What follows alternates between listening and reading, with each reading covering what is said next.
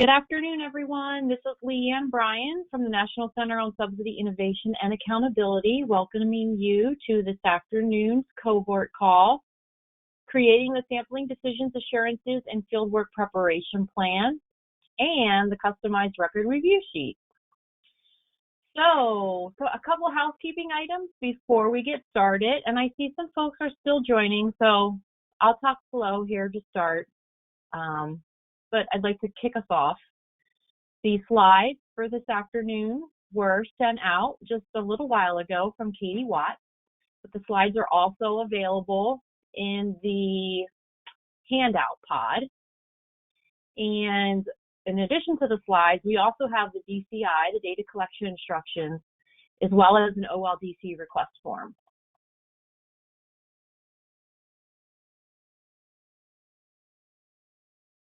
So here are your error rate specialists for the improper payment process.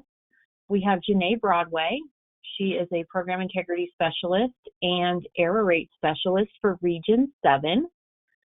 That's me in the middle, Leanne Bryan. I am the error rate specialist supporting Region 1. And we finally have Katie Watts, our error rate lead and the error rate specialist for all other regions.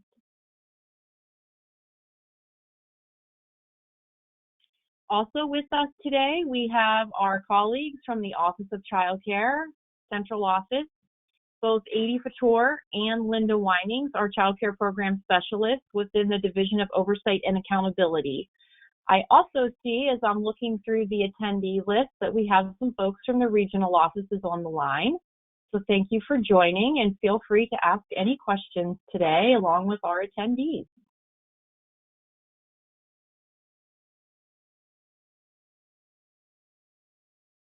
We'll take just a minute to walk through the agenda. First, we'll give some basic information and overview of the error rate process. Next, Janae will talk through creating the Sampling Decisions, Assurances, and Fieldwork Preparation Plan, the preparation plan. And then we'll spend some time on how to customize your record review worksheet. We'll wrap up today's webinar with discussing some next steps.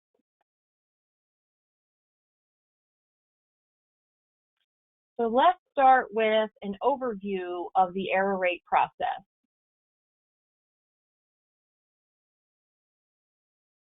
The error rate review focuses on eligibility errors within the state CCDF programs. Reviewers from all of your state lead agencies will examine a random sample of 276 cases for eligibility errors. And then we'll report on various measures, the causes of your errors and improper payments, and then the plans to reduce future errors. Each of the 50 states, plus Puerto Rico and DC, conduct the case reviews once every 3 years on a rotational cycle. There are 3 cohorts of states, and you all are year 3 states. You'll be reporting on your errors in June of 2020. And that report that's submitted is based on case records from October 1, 2020 through September 30, 2021. And that's what we refer to as the review period. So we are currently right in the middle of your case review period.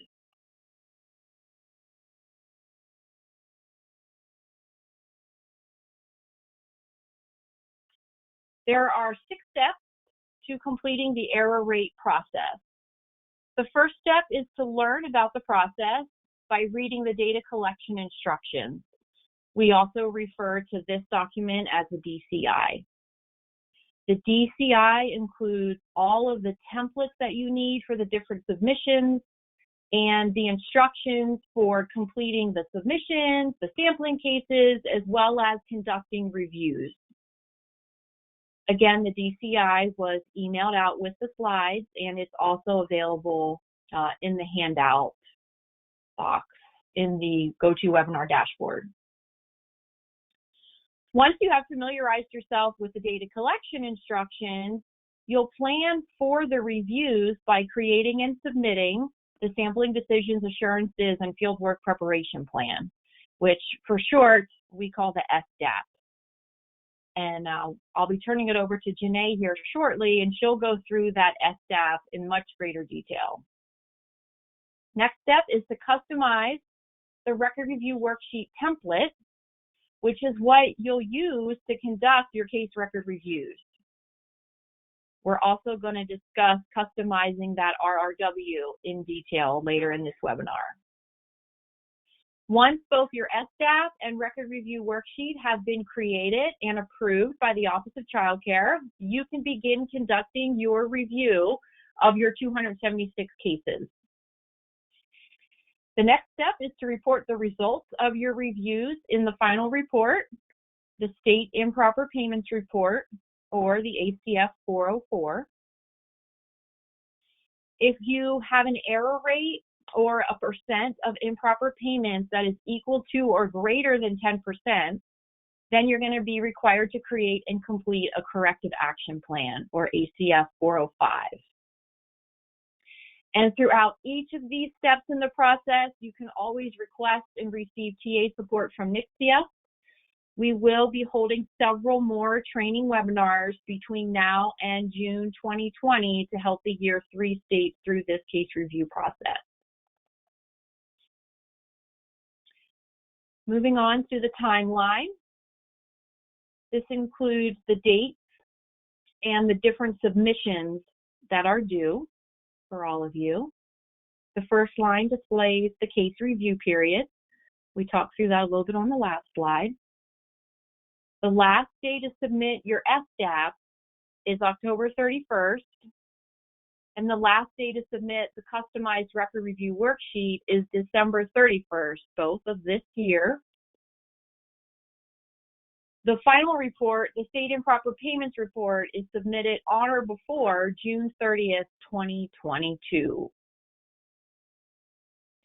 If you happen to be required to submit a corrective action plan, that is submitted within 60 days of the deadline for submitting the State Improper Payments Report, or ACF 404. Any questions related to the timeline or the overview before we jump into creating the SDAP?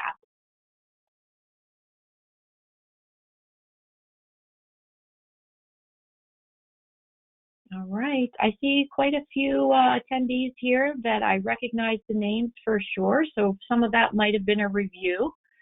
For the newer folks on the phone, I hopefully got a good sense of what to expect here as we're jumping into the case review process. So now I'm going to turn it over to Janae to talk through creating the SDAP. Awesome. Thanks, Leanne.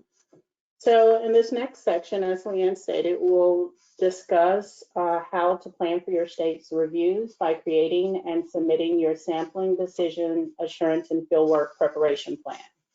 So as we mentioned, or Leanne mentioned a few slides back, the SDAP contains your plans for sampling cases and conducting reviews. The SDAP is completed using a template. If you were around for the review a few years ago, then you are aware that the SDAP template is something new. You can find the template in the DCI, but you have to submit the SDAP using the Online Data Collection System, or OLDC. This is the same website that is used to submit the ACF 404 report, and you can always refer to the OLDC handout for more information on accessing and navigating the OLDC, or Online Data Collection System. Now, I'll add here, you cannot begin sampling cases until the SDAP has been approved by the regional office. However, you can begin working on the record review sheet and submit that before the SDAP has been approved. We've seen where lead agencies will submit the SDAP and record review at the same time, and this is very acceptable, or this is acceptable. Now, the SDAP itself consists of 3 parts, and we'll go through each of these parts. There's Part 1, Sampling Decisions, Part 2, Assurances, and Part 3, the Fieldwork Preparation Plan. So we'll begin today with Part 1, Sampling Decisions.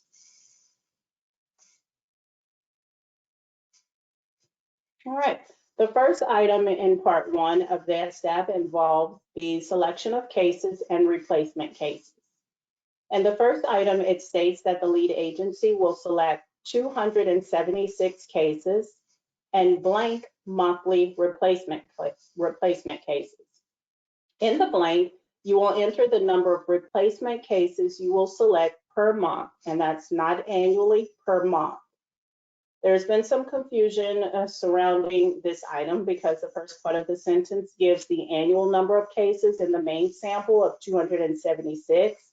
And individuals completing the report may think we're asking for the annual number of replacement cases as well, but we're looking for a monthly figure here. You must choose at least 3, which means you can choose more than 3, but not less than 3 cases, replacement cases monthly. Next, you'll click on the box to agree that you'll obtain approval from the regional office before using any replacement cases. And last, you will describe your procedures for collecting samples, including the samples for replacement cases. For this section, we're looking for some level of detail. Chapter 4 of the DCI can help with creating your response. One thing we do ask is that you're clear in your response and advise that replacement cases will be drawn separately from the main sample. We'll move to the next item, 1B, which asks for the name of the source of your random number generator. Many lead agencies use the RAND function in Excel or a function in their database software or even a website that can generate a random number. There's more detailed information on the random number in Chapter 4 of the DCI. I implore you guys to review. And we'll move now to item 1C. Item 1C includes several items about the frequency of monthly sampling frames and the projected start dates. First, you'll select the frequency for collecting monthly samplings or monthly sampling frame. This isn't how often you'll be conducting reviews, but you will be sampling your cases. If you select other, you'll need to describe your plans in the comments box that will appear. Moving down, you'll give your projected start dates for sampling and for starting your reviews. Now, you don't need to give us specific dates like February 18th, 2020, but please give the month and the year like February 2020. Now, as a reminder here, regardless of the dates listed, it is important that states understand that they cannot start sampling or reviewing until the SDAP and the Record Review Worksheet are approved, not just submitted. Okay, we have any questions about Part 1? Okay, moving to Part 2 of the SDAP, which is the assurance section. While I won't read all of the assurance section now, we ask that you read it before you click on the box to agree with the assurances. It is important to note here that lead agencies will be responsible for compliance with these assurances. So please ensure that you understand the assurances before clicking yes to all assurances. All right, let's move into Part 3, the Fieldwork Preparation Plan. The first set of items located in 3A involves identifying the project leadership. First, you'll give the names and job titles as well as roles of the leadership team. Now, to be clear, this is only asking for those who you consider to be part of the project leadership and not everyone who will be involved with the review. You will also share what their roles will be in the process and click the box to agree with the statement that the leaders understand the program and can ensure that timelines are met. Now, when deciding project leadership, The level of authority should be comparable to that of a leader who is responsible for the submission of the CCDF plan. Okay. And moving to the next item in 3A, you will provide the name and job title of the person who will certify and submit the ACF 404 payments report. Now, something to keep in mind here is that the report is submitted in June and the deadline is June 30th. And if we ask you to make changes to your report after our review, you may need to resubmit in July. Understanding that individuals do take summer vacations in June and July, it is important to ensure that at least one person will be around at that time. We usually only see one name given for this item, but it's okay to have 2 or 3. That's if you want to indicate that more than one person will have the ability to certify and submit the final report. Okay.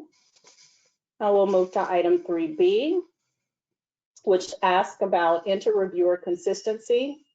Here you will share the methods that you will use to ensure consistency amongst your reviewers.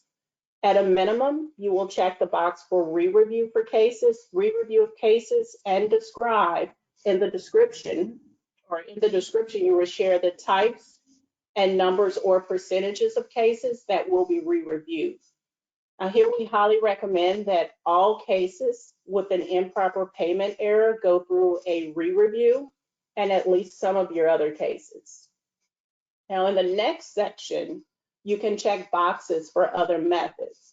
If you choose group discussions or other, be specific in your description about how these will contribute to your inter-reviewer consistency. All right, and now we'll move to item 3C, which asks for information on the review team now. First, you'll give the size of the review team. And remember, this is referring only to those who will be conducting the case reviews. Then describe the composition. Now, I'd like to point out, we don't need the names here, but we do want you to share where the reviewers are coming from, what their duties will be. For example, who will be conducting first level reviews versus re-reviews, or will everyone be doing some of each, and so on.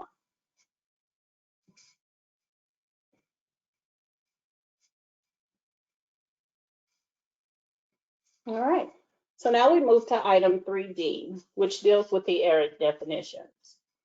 And we're going to spend a little bit more time on these since we know that these can be kind of challenging. And the SDAP asks for 3 different error definitions. First, it asks for a general definition that encompasses all errors. Next, you'll give a definition for improper payment errors. In other words, eligibility errors that result in an improper payment. And finally, you'll give a definition for a non-payment or an administrative error, or eligibility errors that do not result in an improper payment. We'll look at a few examples of some good general error definition. Now on your screen, while I won't go through all of these, hopefully you can read them when you have a moment. They can hopefully they'll assist you in writing your own general error definitions. The important thing here is that these general error definitions are all encompassing, as they refer to any error in the review, regardless of whether the error results in an improper payment.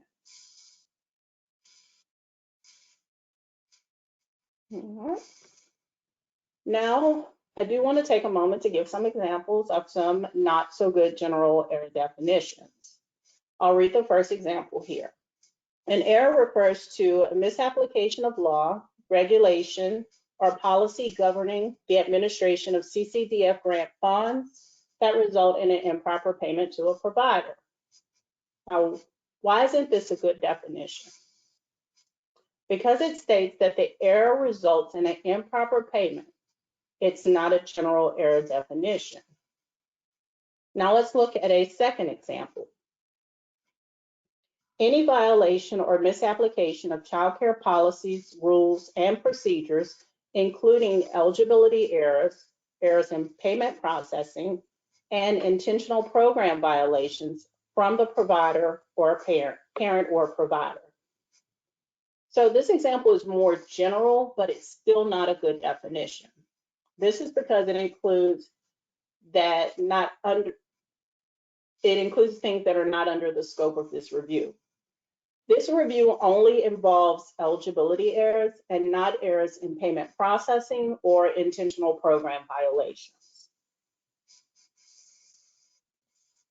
All right, so in the next slide, we move on to good examples of improper payment error definitions, which you can read on your own. But the thing that I'd like to point out is when you read each of these, they specifically refer to an improper payment or overpayments and underpayments.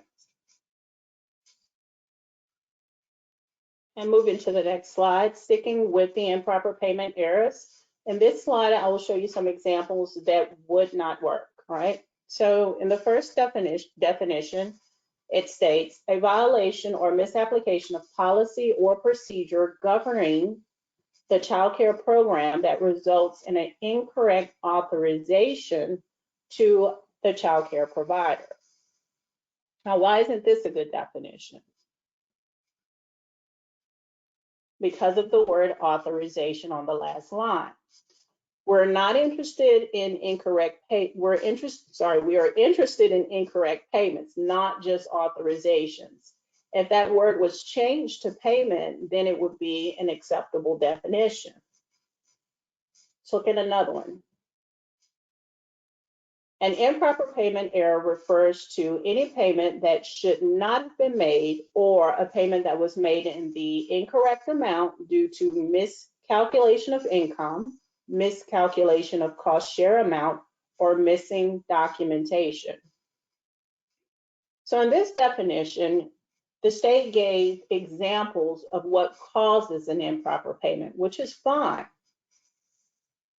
But this reads as if those are the only things that would lead to an improper payment. If you do want to give example of error causes in your definition, be clear that there are just examples and not an all-inclusive list. You could also say something like including but not limited to before listing the causes. Also, another thing that is wrong with this definition is missing documentation. It suggests here that every instance of missing documentation would result in an improper payment, and we know that that's not usually the case. All right, now let's look at some good examples. Yep. So in this slide, it shows some good examples or good definitions for non-payment or administrative errors. The important thing in each of these good definitions is that they specify that the error does not result in a change in the payment or an improper payment.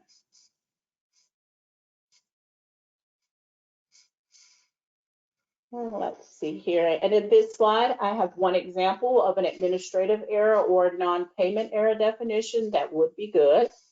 It says here, any violation or misapplication of law, regulation, or policy governing the administration of CCDF grant funds, regardless of whether such a violation results in an improper payment.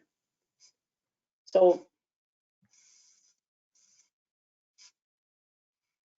right, so this is a good general error definition, but not a good administrative error definition.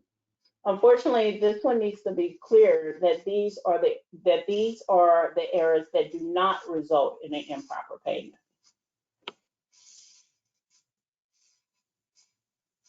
All right, so at this time, we're going to move away from the error definitions and back to the next part of the SDAP. In 3E, it asks for your plans for reviewing your state policies, procedures, and processes.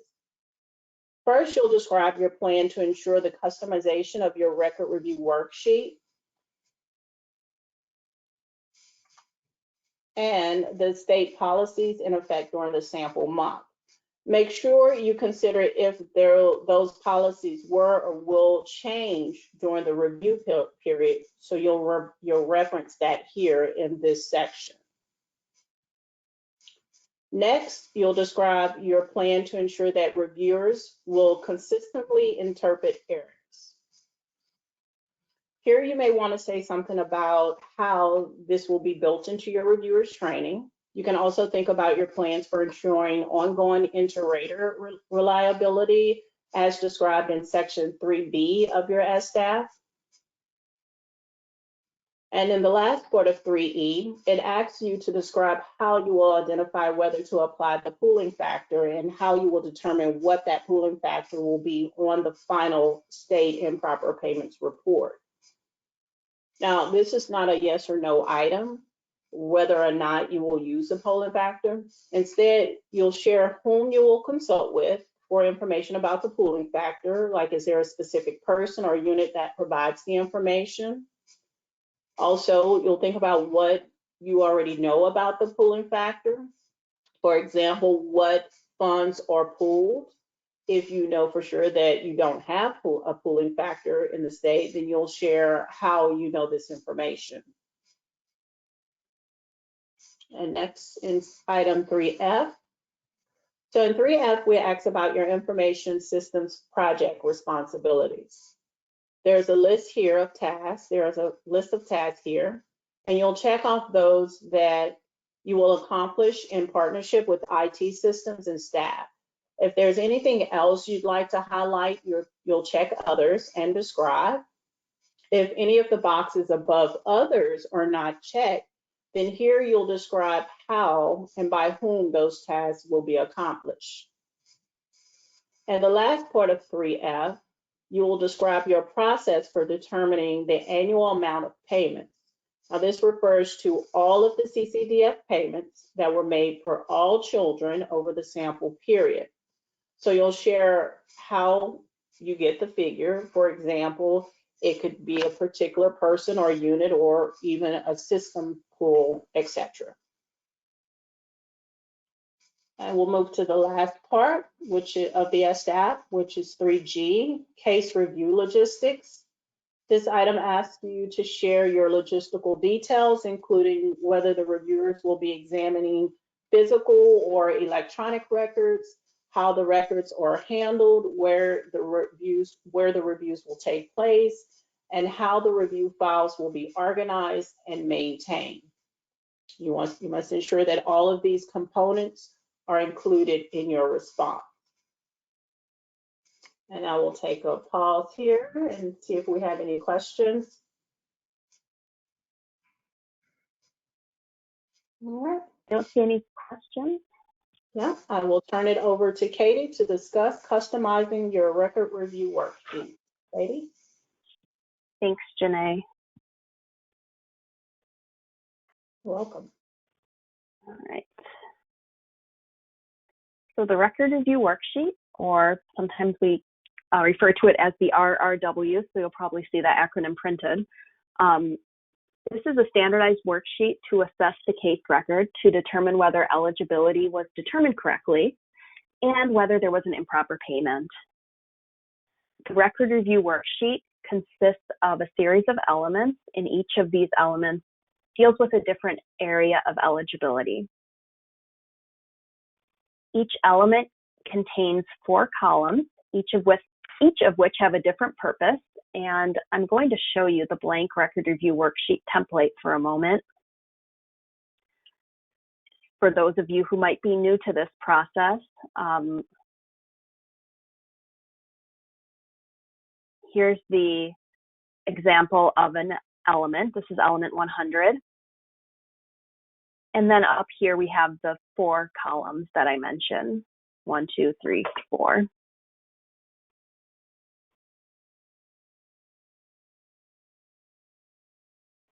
Okay. One note is that down at the very bottom of the worksheet, element 500 only has 2 columns.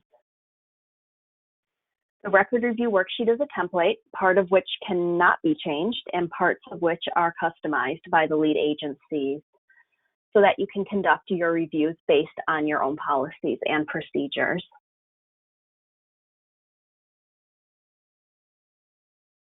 And also, just a quick note before I move on, the template of the record review worksheet is in the data collection instructions.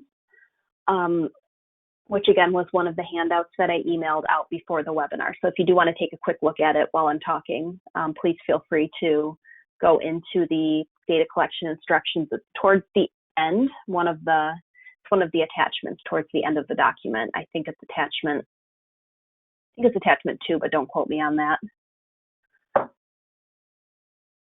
So moving on, states utilize a variety of formats to conduct their reviews with the Record Review Worksheet. So for example, you can make your worksheet into an Excel document or an Access database, an online tool, or you can just use paper and pencil format. All of these are perfectly acceptable, but you must be able to provide a printed version of a blank worksheet that matches the template, which again is found in the DCI. Your customized record review worksheet is submitted directly to your program specialist in your ACF regional office. It's not submitted to the OLDC. So Janae mentioned that the SDAP is submitted using the OLDC system, but the record review worksheet, you'll just email it to your regional office. And you can't begin reviews until that record review worksheet has been approved.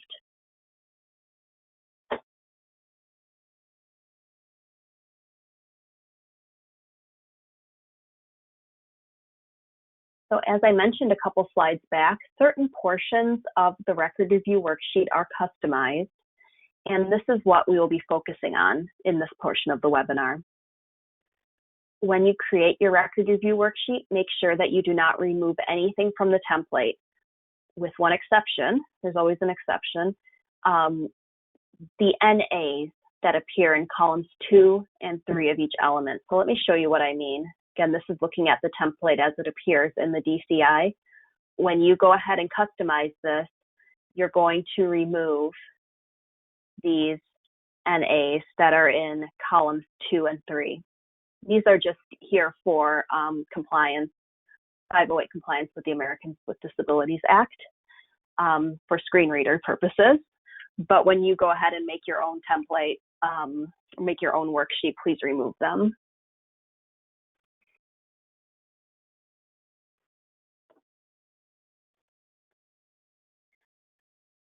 In column 1 of elements 100 through 410, and that's all of the elements with the exception of 500, under the boilerplate, you will add policy citations or other requirements for the reviewers to consider when they assess the case record. In column 2 of elements 100 through 410, you'll customize by adding items that reviewers will complete while analyzing the case record. You will not customize anything in those columns 3 and 4.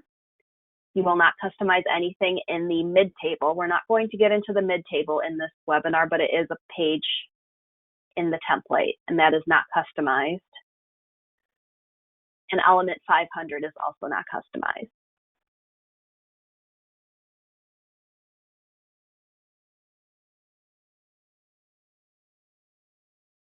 This slide has some general tips for customizing your record review worksheet. First, make sure that your worksheet, the items that you add throughout column 2, focus on what we call front-end eligibility errors. So we're interested in what happens during eligibility determination or redetermination or any change reports, changes that might happen that are handled by the eligibility worker. So don't include items for analyzing what we call back-end errors or back-end processes, such as payment processing, attendance, invoices, and so on. One exception to this is that we do look at the payment in element 410 if there is a potential for an improper payment error, but we will discuss this more in a few moments.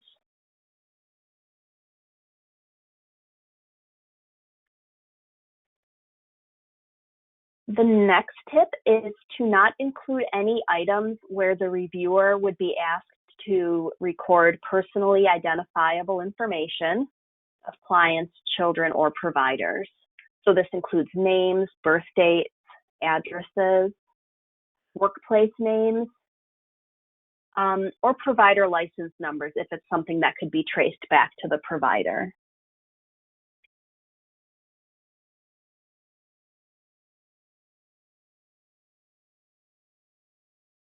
So in element 350, for example, we don't want to see an item about writing down what the provider's name is. In element 330, we don't want to see an item, what is the child's birth date? You can have something about how old is the child, what is their age, but not the birth date, because that is considered personally identifiable.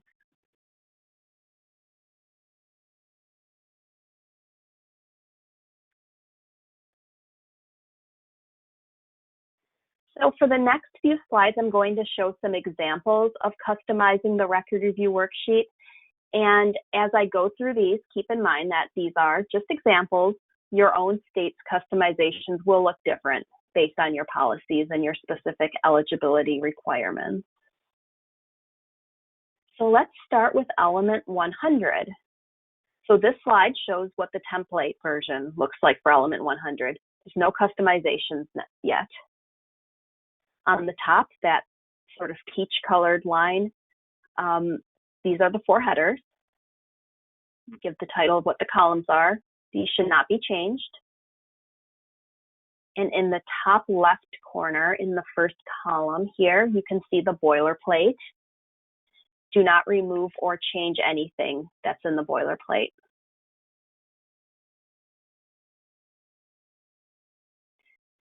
Also, a quick note is when you are creating your customized record review worksheet, make sure you're working off the most recent version of the template.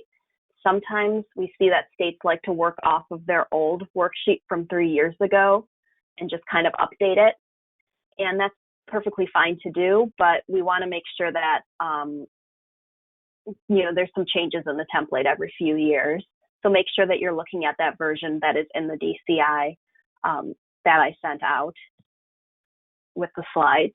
I think that a few years ago, some of the year 3 states used the old template, some of them use the current template. So just want to make sure that we're all on the same page and using the most current version.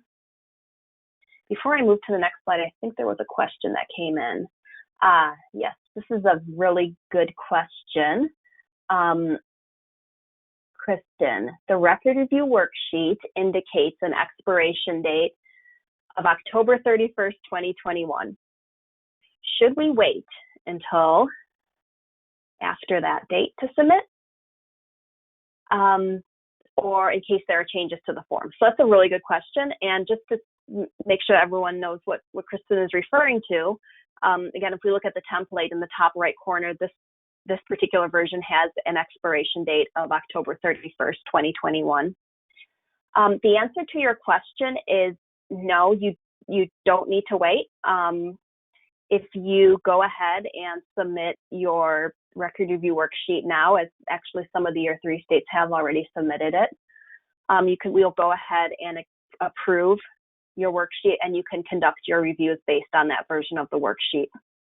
Now, if you, and this is important to note, that if you do submit your worksheet after 10/31/2021, so in between October 31st and December 31st,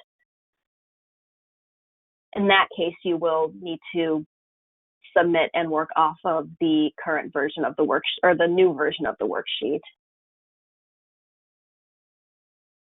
So I hope that makes sense. Basically, whatever version is current as of when you submit it is the version you should be using, but please don't wait. If you're ready now, or at some point before the 31st of October, please go ahead and submit it then. Okay.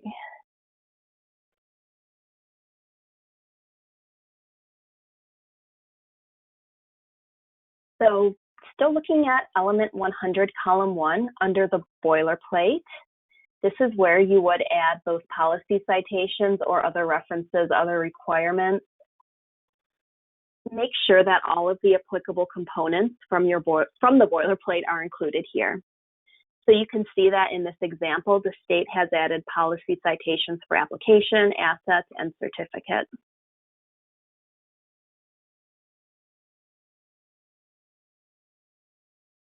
And again, your version might look a little bit different from this. It probably will look a little bit different from this because you all have different policies and different requirements.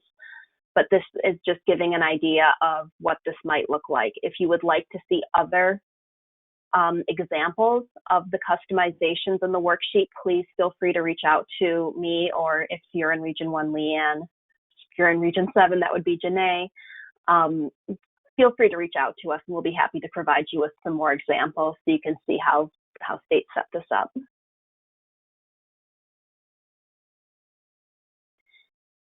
So we're going to stick with element 100 and move on to the next part of customizing, which is column 2. And again, here you would add items to assist the reviewers in conducting a detailed analysis of the case record. Like in column 1, be sure that everything from the elements boilerplate that is applicable in your state is included. You can see that in this example at the top. The lead agency has added an item asking whether there was a signed application. There's an item on eligibility notification, an item on asset declarations, and then an item on the child care certificate. A couple of things to note here in column 2 that will kind of apply to all of the elements. You can see here for the assets question that there's an NA box, and we like to see NA boxes included when there are yes or no items, if that item might not be applicable to all scenarios. So we don't usually like to see items left blank unless they really can't be answered. If it's a case where, I mean, in this example, maybe not every family needs to have that asset declaration, then you can have an NA box to check if that's not applicable in that particular case. Also note the inclusion of this comments box. We highly recommend having a comment box in each element, just so that reviewers can note things that might not be captured by the other items.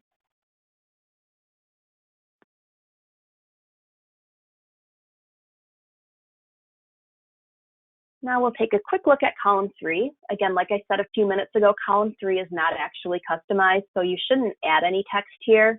However, you are allowed to add a field, especially if you're working in Microsoft Word. You can add like a text field for reviewers to enter responses.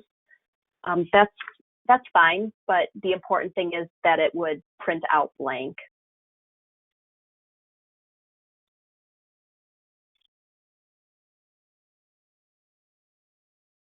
And finally, we'll look at column 4. Again, here you should not add or edit anything, although like in column 3, you can add response fields.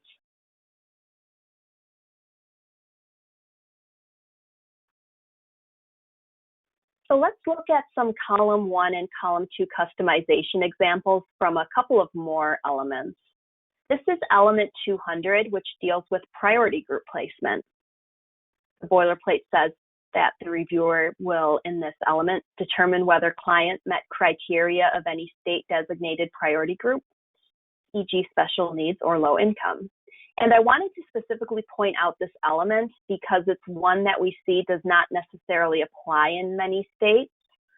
Many states don't have a waiting list, so the priority group is not something that the eligibility workers need to look for.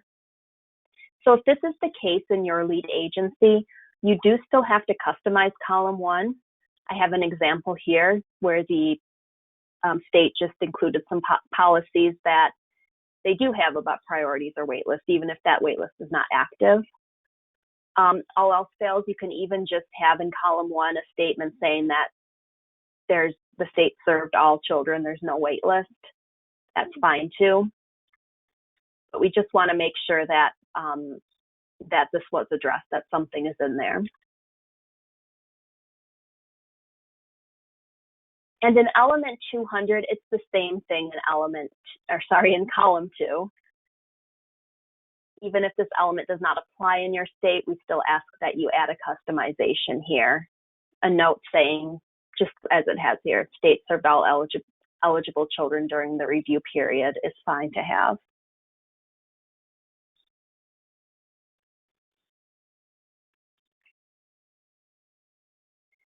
So now we're going to take a look, we're going to switch gears and look at a different element, 310, and this is the residency. And I wanted to take a look at, this isn't just as an example to illustrate how to handle policy changes that might have taken place or might take place during this review period. And this includes temporary policy changes that you made via CCDF plan amendments or waivers due to the pandemic. So the instructions here is that if a policy was changed during the review period, make sure that in the applicable elements that all of the policies that will be in place are included with the effective dates. And here I have an example. There's a policy citation and then a note describing what the change is with an effective date. And I think that's, this is something that probably most or a lot of the Year 3 states will have to incorporate in their worksheets. We're certainly seeing it with most of the Year 3 states that have already submitted their worksheets. So, you know, there's a lot of things going on related to policy changes. Moving to column 2 in element 310, again, it's the same idea. If you have items that may change because of policy changes, so an item might apply differently based on the date of the policy change going into effect, as I have here in the example. Again, that would be something that you would want to include on your worksheet. So here I have, there's a note with the date of 11/1/20. If the case action was before 11/1/20, the reviewer would look at that first item. And if the case action was after that date, they would be looking at the second item. So we ask that you are really clear here about the dates and what the reviewers need to be doing when there's policy changes involved.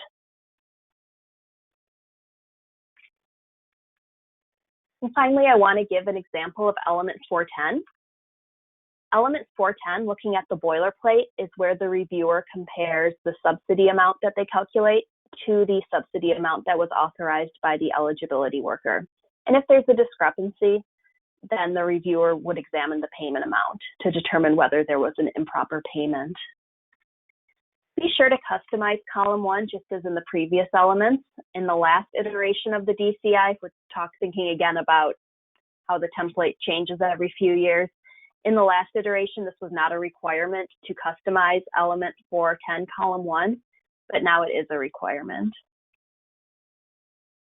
So please, add policies or any other instructions for reviewers on calculating authorizations, calculating payments, or determining improper payments.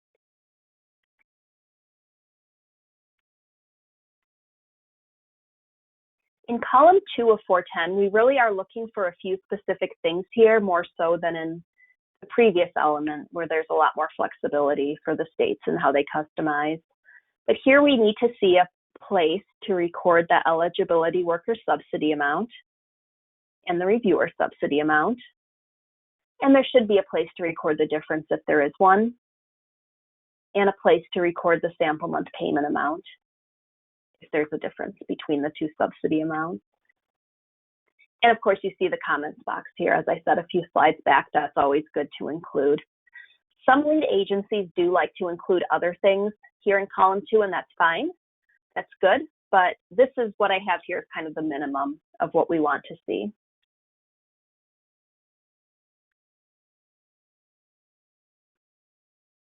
Also, one other thing to note here in element 410 is that in column 4, again, we're not going to customize anything here, but I just want to point out that when you're in the template, column 4 is a bit different from the previous element. There's only 2 items, whereas in the previous elements, there is also an item 2A.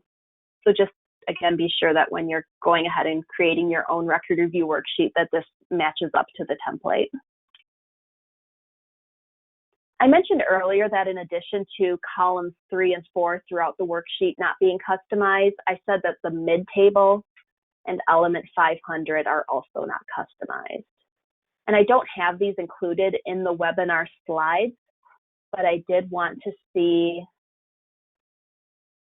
quick show you so you could see what they look like. So here's 410, which we just talked about. Going down to the next page of the template, here's the mid-table. Not going to change anything here. And then element 500, you're not going to change anything here.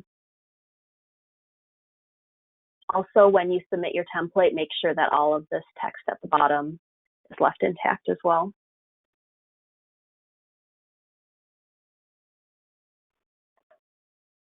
Do we have any questions on the record, any other questions on customizing the record review worksheet? I know it's a lot of information, especially if you're maybe new to this process, it's a lot of information to digest. So again, we ask that you go ahead and take a look at the data collection instructions. Go ahead and read through that. And if there are any questions, definitely reach out and we can help. We can do one-on-one trainings or whatever else that would be helpful. Right, so we're getting close to the end, but I'm going to take a couple minutes to talk about some next steps for the Year 3 cohort. As we mentioned, the last day for submitting your SDAP is October 31st of 2021, which always sounds like a really, whenever we do these webinars and there's a date, like it seems like it's really far in the future, but as we know, it'll be here before we know it. And the sampling cannot begin until the SDAP has been approved. The last day for submitting the customized record review worksheet is on December 31st, New Year's Eve. Reviews cannot begin until that has been approved. You are encouraged to send your drafts to your error rate specialist. Again, that's either myself, Leanne, or Janae, depending on where you are in the country. Before you do kind of your official submission, you can send your draft to us and we can take a look and provide feedback, kind of a pre-review. That usually makes things go a lot faster in terms of getting your submission approved.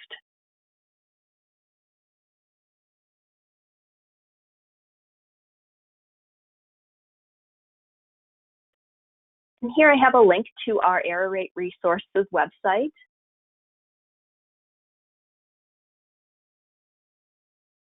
And we have some office hours coming up next week. I was hoping to get the invite out today, but so far that hasn't happened. So it'll come out tomorrow. We are offering office hours on March 10th at 2 p.m. Eastern. And that's just a time if you weren't able to come to the one, I think it was last month. If you weren't unable to come to it, this is just a time where you can drop in whenever, if you have some questions or if you just want to listen into other states' questions. You're more than welcome to join us at any time between 2 and 3. And we hope to see you there. I did get one question coming in from Alicia Johnson. What is the average length of response time for approval after receiving the SDAP or record review worksheet? So I think you're asking, once you've submitted to the regional office, how long is the turnaround time for getting approved? So we usually like to review it on our end within a week or two. It doesn't always happen that quickly, sometimes depending on what's going on, but that's what we like to do. And then after that, it kind of depends on how extensive if there's changes that need to be made, how extensive are those changes? How quickly do you make those changes and get it back to us? I think, best case scenario is a couple weeks. Sometimes it's a bit longer if there's bigger changes to be made. Like I said on the last slide, if you send us, myself, Leanne, or Janae, your draft, usually that makes things, again, go by a lot faster because we try and catch any errors that come up so you can fix those before you do your main submission. Okay, and then on this last, or what do I have here? Contact information. On this last slide, our email addresses, and just a reminder to please copy the regional office on any email correspondence. I will, oh, and sorry, one more reminder, we will have an evaluation that will pop up as you sign off of the webinar. So if you want to take a couple minutes to complete that, we really appreciate it. And you can also use that to request any follow-up. TA, if you have any other questions. And we will hang out for a couple minutes if there are any other questions that you want to ask. Otherwise, we'll give you 5 minutes of your day back. But thank you so much for coming on and for your attention. And we look forward to working with all of you on this error rate process. Take care and have a great rest of your Tuesday. Bye-bye.